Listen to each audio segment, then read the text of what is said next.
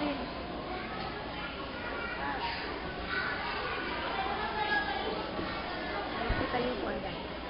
Magsitayo po ang lahat.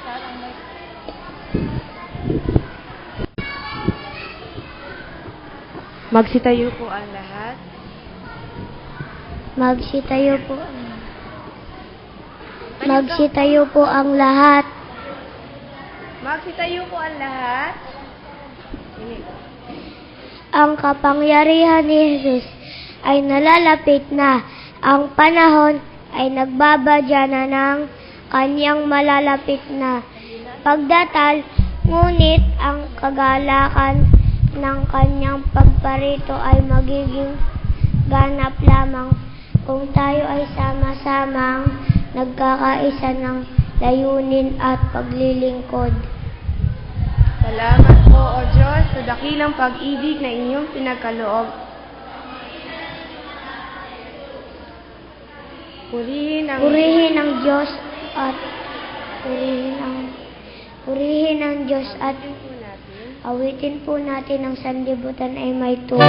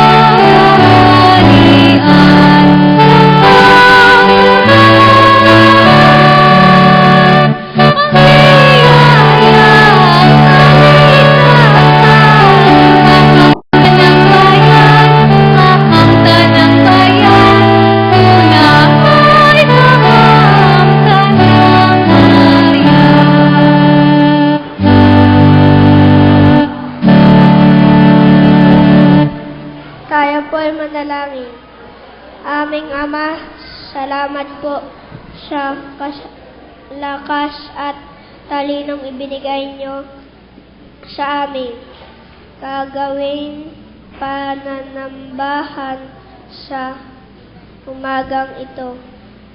Gabyan at tulungan mo po kami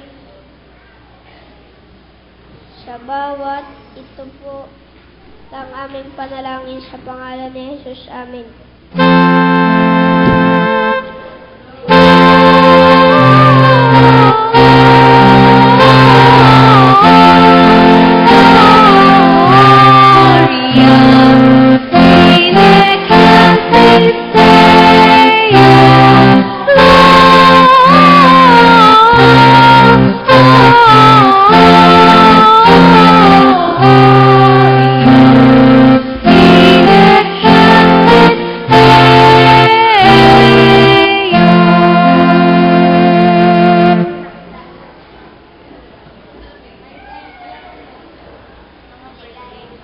Makakaupo na po tayo.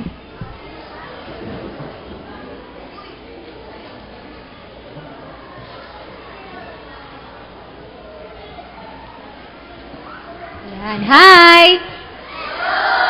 God is good? All the time? Yan, mga bata ngayon, ay dadako tayo sa pagbati sa mga nagdiriwang ng kaarawan.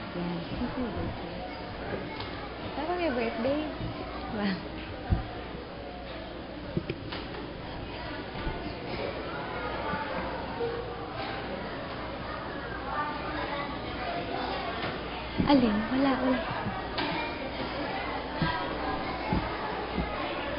Ayan. Sino bang nagba-birthday dito ng December? Taas nga ang kamay. Wow, madami. December, December kayo lahat? Dami naman. Sige. Lahat ng may birthday ng December, pupunta sa unahan.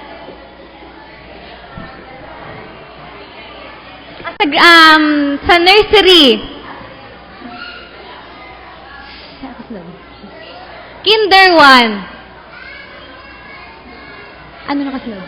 Kinder 2. Grade 1 na ba? Grade 1. Sinong may birthday ng December na grade 1? Grade 1? Sino pa? Grade 1.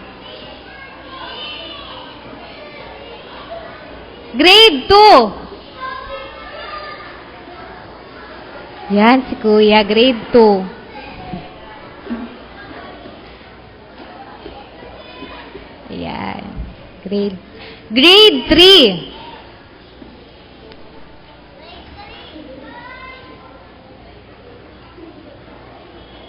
Grade 4.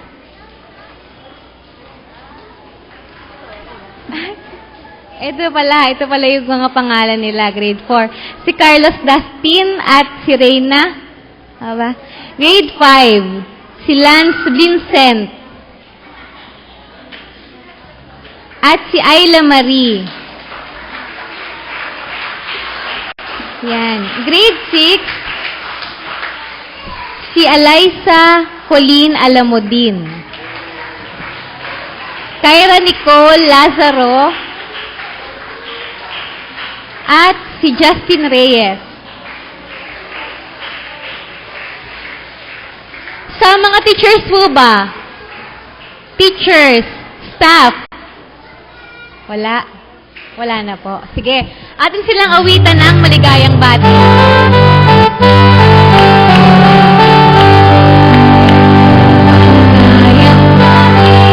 Maligayang araw, maligayang bati sa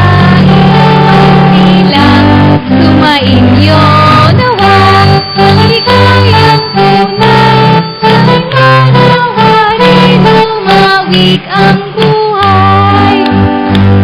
Maligayang bati, maligayang araw, maligayang bati sa iyong pagsilang. Sumainyo nawa, ang ligayang tunay, umawik ang buhay. Sabay-sabay nga tayong happy birthday. 1, 2, 3. Happy birthday! Sino pa nga may birthday pag December 25? Si Santa, ano? Si Jesus. Ayan. So, happy birthday din kay Jesus. Ayan, harap kayo dito, kids. Harap kayo dito. Dali, tayo magpe-pray.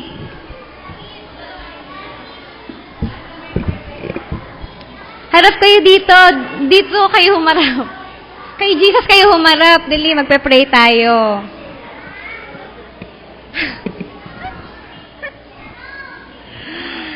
Sige. Paano nga mag-pray, mga bata? Paano mag-pray?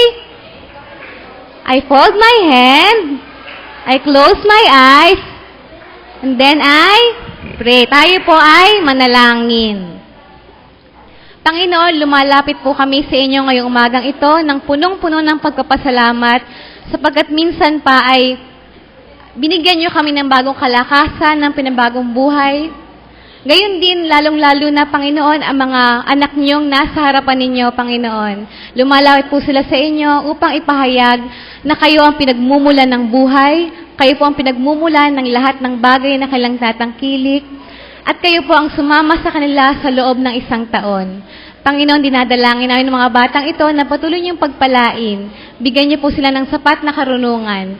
Bigyan niyo po sila ng masayang buhay, Panginoon, kung saan kasama nila ang kailang pamilya at mga kaibigan.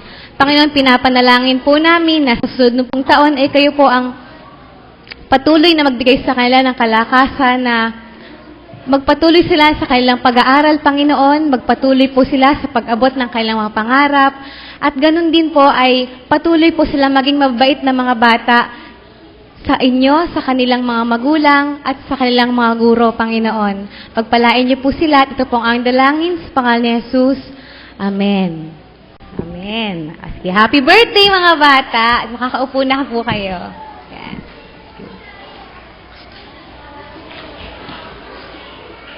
Ayan.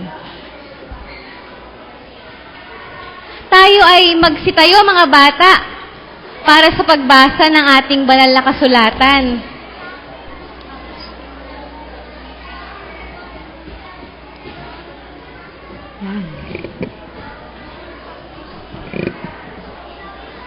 Ang pagbabatayan natin ngayong umaga ay matatagpuan sa Lucas 2:8-20. At ito ang sinasabi.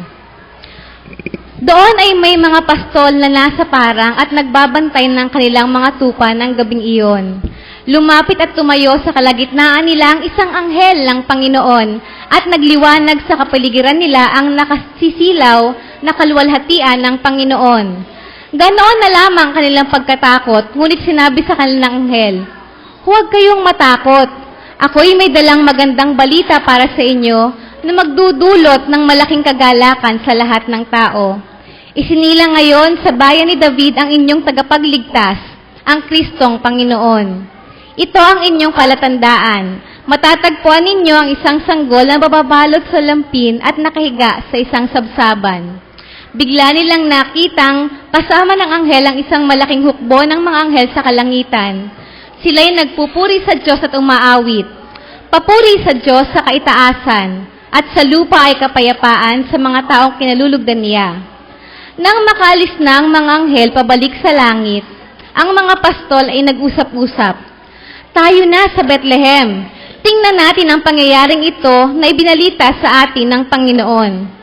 Nagmamadali silang pumaroon at natagpuan nila sina Maria at Jose at ang sanggol na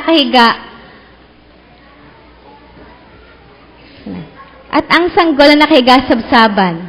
Isinalaysay ng mga pastol ang sinabi ng anghel tungkol sa sanggol. Namangha ang lahat ng nakarinig sa sinabi ng mga pastol. Tinandaan ni Maria ang mga bagay na ito at ito'y kanyang pinagbulay-bulayan. Umalis ang mga pastol na nagpupuri sa Diyos at nagpapahayag ng kanyang kadakilaan dahil sa lahat ng narinig nila at nakita, ayon sa sinabi sa kanila ng anghel. Pagpapala po ang sumaatin sa pagkakabasa at pagkakarinig ng kanyang salita. Makakaupo na po tayo.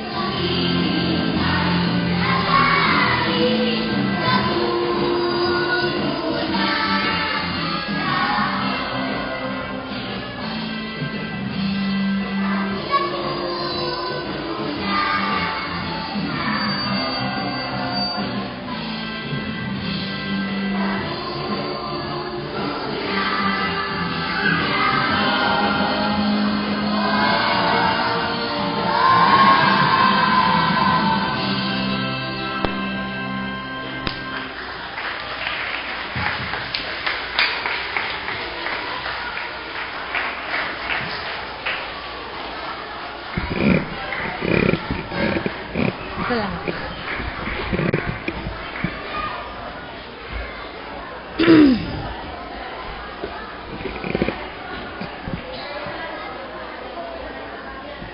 Good morning ulit mga bata! Mahina naman. Parang antok pa eh. Good morning mga bata! Ayan, good morning. Ayan. Ngayong umaga, meron akong i-share sa inyong maikling kwento tungkol sa isang bata. Sino ba ang bata dito? Yan, madaming bata. Katulad niyo rin sila. Siya ay isang batang babae na ang pangalan ay Ana. Ayan. Si Ana. Sino nga, anong pangalan ng babae? Anong pangalan? Si Ana. Ayan. Siya ay mabait na bata at excited na dahil bukas ay Pasko na. Ayan. Pasko na. Excited na siya dahil, ano ba meron pag Pasko? Birthday ni Jesus. Ano pa? Ano? Noche Buena. Very good. Ano pa meron pag Pasko?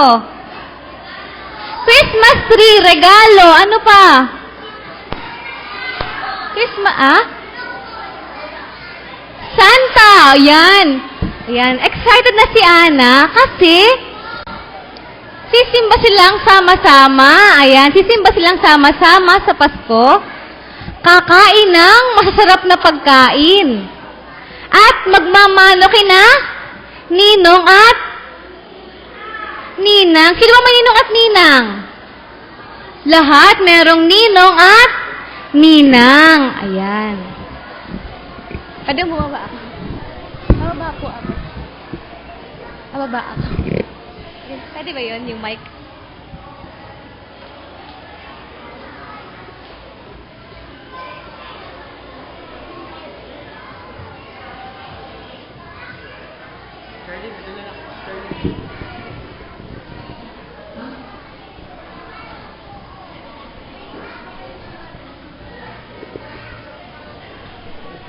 Yan, mga bata, hello! Yan. Parang mas marami nakikinig pag nandito ako eh. Ano nga ang pangalan ng bata? Si Ana, ayan. At siya ay excited na dahil bukas ay Pasko na. At anong gagawin sa Pasko? Sila ay sisimba ng kanilang pamilya. Saan sisimba? Sa simbahan, kasama kanyang pamilya. At pagkatapos nun ay kakain sila ng masarap na pagkain. Ano bang masarap na pagkain pag Pasko? Lechon, ham. Masarap yun Queso de bola. Spaghetti. Wow, masarap yun. May tinola ba pag Pasko? Parang wala naman. Ano? Spaghetti. Ayan, madaming. Sige, mga bata. At pagkatapos ay magbubukas sila ng maraming regalo. Ayan. Sino ang may regalo na ngayon? Yun, marami ng regalo. Sino ang may bago ng damit? Ayan, may pang Pasko na pala yung mga bata dito. Buti naman. Ayan. Kaya, si Ana ay natulog na para bukas ay Pasko na. At paano ba matutulog? Tahimik lang. Paano ang tahimik? Nasaan ang tahimik na bata? Nasaan ang natutulog? Paano nga matulog? Children, dito magaling matulog. Paano matulog? Ayan, yan. Nakapikit lang. Ayan. Matulog na si Ana. At pagkagising niya, ay, ito na, Pasko na. Excited na si Ana. Excited na excited. Yay, Pasko na. Dali-dali siyang bumaba para tingnan si nanay. Ngunit pagkakita niya kay nanay, hindi pa ito nakabihis. Sabi niya, nanay, sisimba na tayo. Sabi ng nanay niya, bakit tayo sisimba? Kasi, Pasko na, nanay, kailangan simba at tayo ay magpe-pray kay Jesus. Ayan. Sabi ng nanay niya, ano ba yung Pasko? Wala namang Pasko eh. Tsaka Miyerkules ngayon, di tayo sisimba. Walang Pasko. Sabi niya ganun. Nanay, nasa na yung mga regalo ko? Wala na dito. Nasa na yung Christmas tree? Wala na. Wala na rin yung Christmas light. Anong nangyari, nanay? Sabi niya, ano ba yung sinasabi mo? Wala namang ganun. Walang regalo. Hindi mo naman birthday ngayon. Nanay, Pasko nga ngayon eh. Sabi, bakit ba magbibigay ng regalo? Kasi nanay, nagbibigay talagang regalo pag Pasko. Walang Pasko. Kumain ka na dito at baka ikaw ay nagugutom lang. Nalungkot si Ana sapagkat hindi naalala ng nanay niya ang Pasko. Wala daw Pasko, paano na yan? Kaya dali-dali siyang pumunta sa labas ng bahay. Baka sakaling meron sa labas na nakaalala ng Pasko. Ayan, pumunta siya sa labas. Nakita niya yung dalawang bata, nag-aaway. Hala, nag-aaway yung mga bata. Umawat siya, teka lang, huwag kayong mag-aaway. Sabing ganon. Sabi ng mga bata, bakit hindi kayo mag-aaway? Basta, masama yan at saka Pasko ngayon. Sabi ng dalawang bata, ha? Ano yung Pasko? Wala namang Pasko eh. Sabi, Pasko ngayon, yung birthday ni Jesus. Sabi, sinong Jesus? Walang Jesus dito, walang Pasko. Kaya napapaiyak na si Ana at siya ay tumakbo hanggang makita niya ang isang pulubi. Sino nakakita na ng pulubi? Ano itsura ng pulubi? Madumi at saka gutom. Butas-butas ang damit. Ayan. O nakakita siya ng pulubi. Sabi niya, tara po sa bahay. Sabi niya, bakit?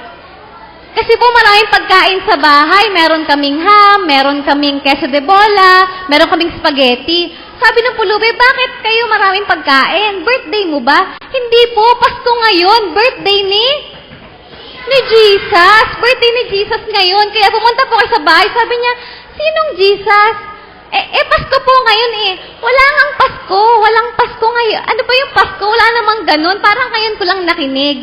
Kaya si Ana ay nalungkot siya. Bakit walang Pasko? Kaya siya ay tumakbo ng mabilis na mabilis. Merong Pasko ngayon, merong Pasko. Ganyan. Sabi niyang ganon. Kaya, pagtakbo niya, nadapa siya at bigla siyang nagising. Yun pala, panaginip lang niya na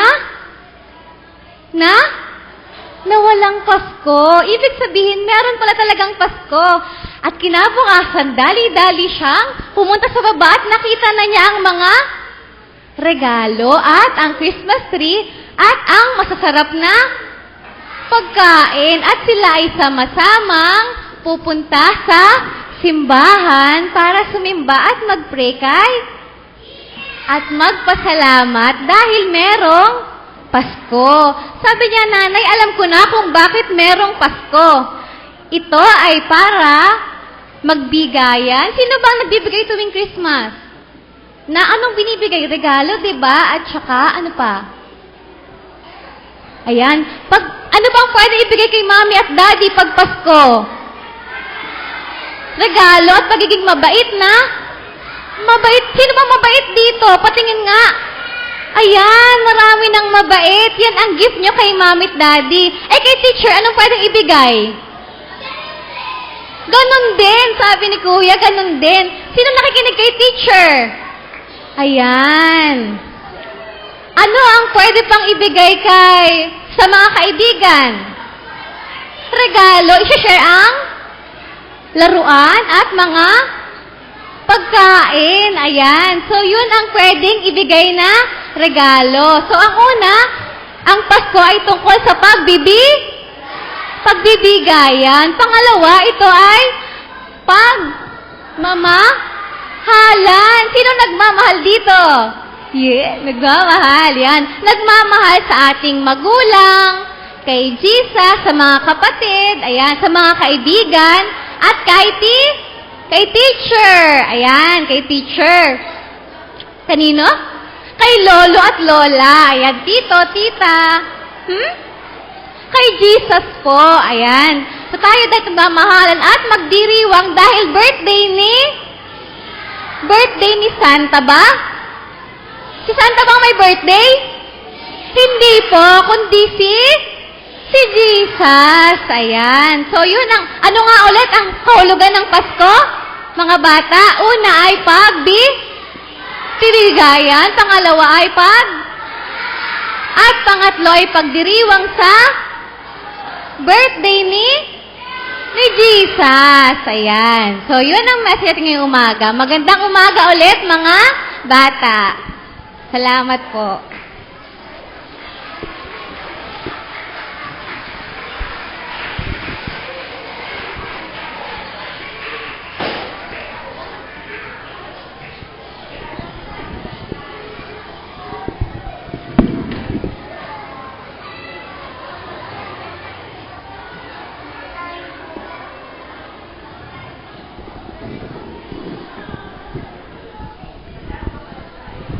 walang kapantay ang kaloob ng Diyos sa ating anuman ang kaloob natin sa Kanya. Gawin po natin ang paghahandog.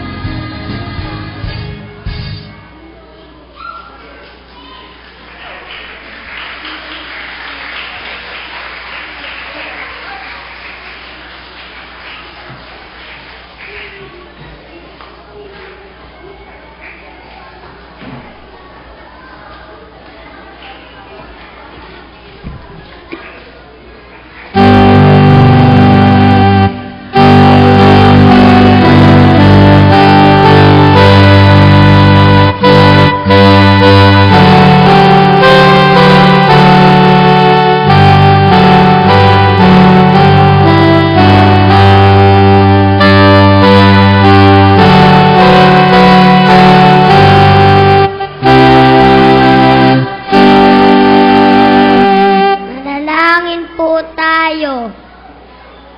Maraming salamat po sa mga biyayang pinagkakaloob sa amin. Narito ang aming handog sa umagang ito at naway magamit sa mga gawain ng inyong iglesia. Ito po ang aming panalangin sa pangalan ni Jesus. Amen.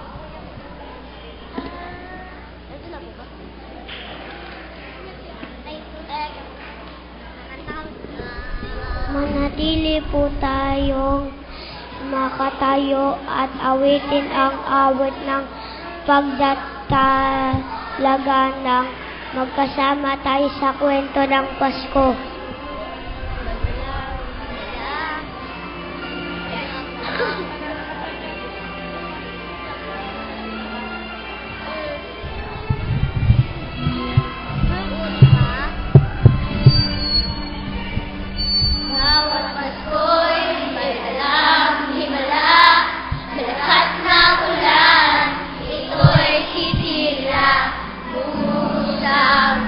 Pagpapala, nagkapiling ang namumulila, malungkot, tayo ahon, may lunas ng sukat, ng kahapon, sa isa't isa'y merong paghinap, ang pangarap-harap, ngayon'y magaganap, naging masaya ang kwento ng Pasko. Dahil sino ka man may magmamahal sa'yo. Ngayong Kapaskuhan ang pangako ko. Sa puso ko'y magkasama tayo sa isang awit. Ngayong Pasko, ba't kaya kapatinig ko sa'yo sa aking himig? Nagdiriwang ang pag-ibig at ito'y babalik sa buong daigdig sa isang awit. Ngayong Pasko, magkayakap at tinig ko sa'yo sa aking himig. Ilaramang ang mahalaga ay magkasama tayo sa kwento ng Pasko.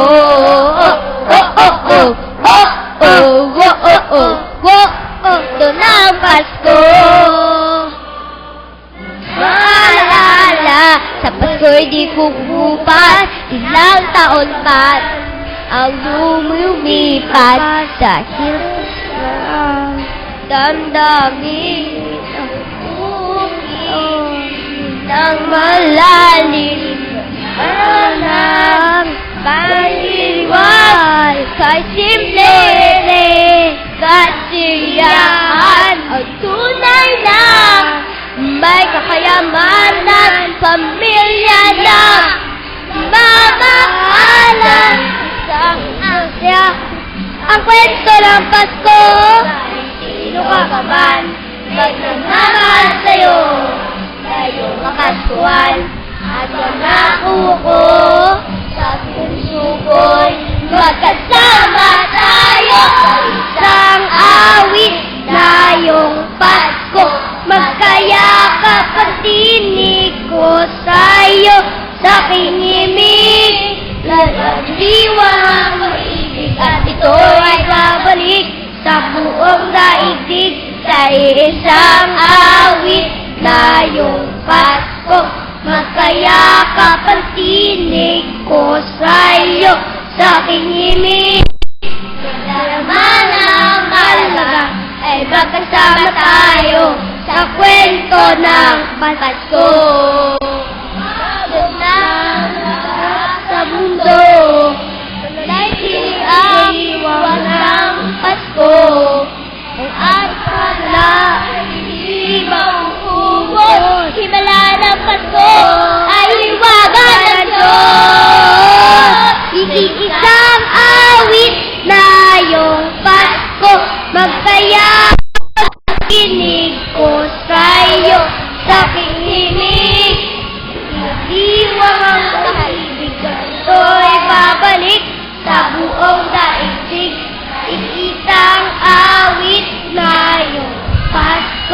magkayakap ang tinig ko sa'yo. Sa aking himig, nadarama na ang malaga, ay magkasama tayo sa kwento ng Pasko. Yakap tinig ko sa'yo, sa ating himig, iparama na ang halaga, ay magkasama tayo sa kwento ng Pasko. Sa ngayon, sa kwento ng Pasko, hangin na yung Pasko, magkayakap ang tinig ko sa'yo, sa aking himig, iwan ang mahalaga, ito'y babalik sa buong daigdig, isang awit na iyong Pasko, magkayakap ang tinig ko sa'yo, sa aking himig, nadarama ang mahalaga, ay magkasama tayo sa kwento ng Pasko. Tayo po ay manalangin. Papray tayo, mga bata. Tayo. Tayo magpe-pray.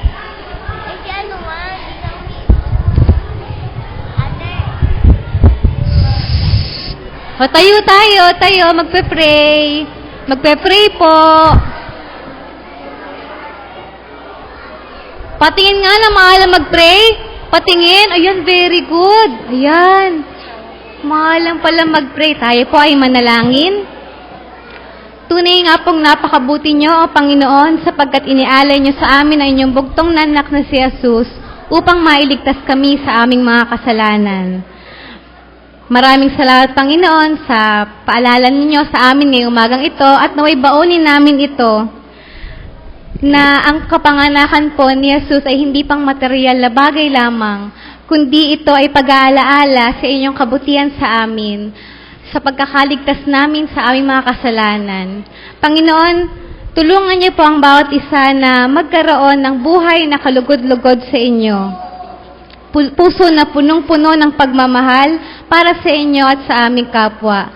Tulungan niyo rin po kami na magkaroon kami ng hangarin na makapagbahagi ng lahat ng pagpapalang nanggagaling sa inyo. At gayon din po, ay magkaroon kami ng damdaming maligaya para sa pagdiriwang, sa pagdatal ninyo, Panginoon. At sa aming pong pag-iwahiwalay, baunin nawa po namin ang inyong masaganang pagpapala.